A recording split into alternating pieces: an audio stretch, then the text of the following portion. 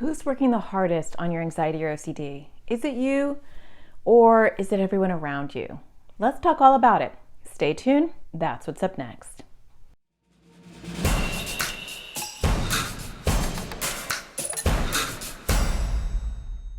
Hi, my name is Natasha Daniels. I'm a therapist. I make videos for people with anxiety and OCD. And today I want to talk to you about something that's actually very, very common. And that is anxiety or OCD pitting you against the people that are trying to support you.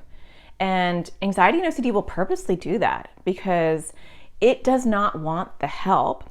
Anxiety and OCD want to stick around. And so when people are trying to help you, your brain will give you all sorts of ideas on how to sabotage that. It will talk to you about how to be sneaky. It will talk to you about how to sneak in compulsions or get people to reassure you or get people to do your OCD compulsions with you. It will tell you how to hide your compulsions so no one notices them. It will tell you how to be angry and rage so that you push people away so they stop helping you. And it turns you against those people that are really there to try to support you. And that is just part of how anxiety or OCD stays alive. But my question for you is, how's that working? Because at the end of the day, this is your struggle. This is something that is going on within you. And you will leave the people that are trying to support you. If you are a child or a teenager, you're going to move out of your house. If you're an adult, those people may come in and out of your life. If you're going to therapy and you're paying someone to support you or someone else is paying for them to support you, they'll eventually say, you know what, we're just not making a lot of traction. Or they'll keep taking your money, depending on how ethical they are. And so the question is, what do you want in life? Everyone else might be telling you how to help or how to improve your life, but anxiety or OCD can really ruin your life. And maybe it's not that bad right now, and you're like, you know what, if people would just do what my anxiety or OCD wants them to do, or help me avoid what I want to avoid, or say the things I want them to say, or touch the things I want them to touch, or help me touch stuff, or whatever your compulsions or your anxiety is, because it's totally different for each person, then my life would be fine. If everyone could just follow the rules of my anxiety or OCD. But anxiety or OCD does not work that way. The more you avoid with anxiety, the bigger your anxiety grows. You actually have to stretch your discomfort muscles, handle that anxious feeling, and still do things. I know this firsthand. And a lot of the work that goes into anxiety is in your head. So when I'm doing something scary to my social anxiety, a lot of the work is going on in my head. You know, who cares what they think? If they reject me, they reject me. You know, I love myself. And so I don't need them to define me. I'm saying these things in my head. If I have a fear of throw up, I'm saying, you know what, I may or may not throw up. And that's okay. And I know you're like, whoa, that's too far. Baby steps, right? You build your way up. But I'm not going to allow that to squash my life, right? If I have OCD, I'm going to be saying, I know that's an OCD thought, right? I know OCD is bullying me right now and wants me to do or avoid this thing or say this thing or whatever action or avoidance it wants me to take, whether it's in my head or it's physical or I want to hook someone else in. And I'm recognizing that's my OCD and I'm not feeding that monster, right? Because that monster does nothing but put me on a hamster wheel. It's never enough for OCD. It wants me to do more and more and more. And so that stuff is in your head. That motivation, that cheerleading, that hopefulness is in your head, and no one can get in your head but you and OCD and anxiety. And so that's going to be up to you because you can be sneaky. You can hide your compulsions. You can get really angry and have meltdowns to avoid doing things. You can scare the people around you. If that's how it shows up, you can lie to your therapist. You can tell them that you're fine. You can, white knuckle doing uncomfortable things, but you're not doing the work, right? You're surviving it.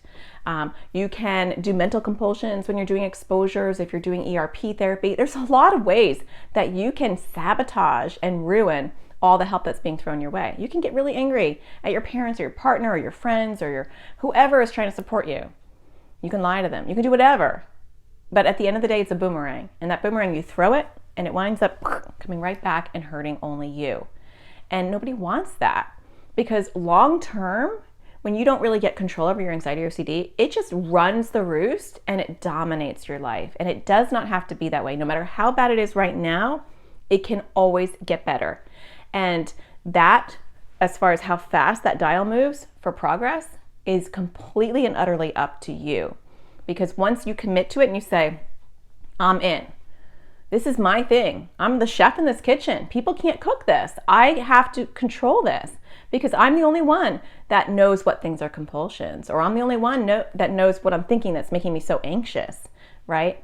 It's different for anxiety and OCD. Because anxiety, you're going to want to like change your thoughts. And for OCD, you're going to want to recognize it's OCD and not talk to it. Be like, that's an OCD thought, right? Easier said than done for sure.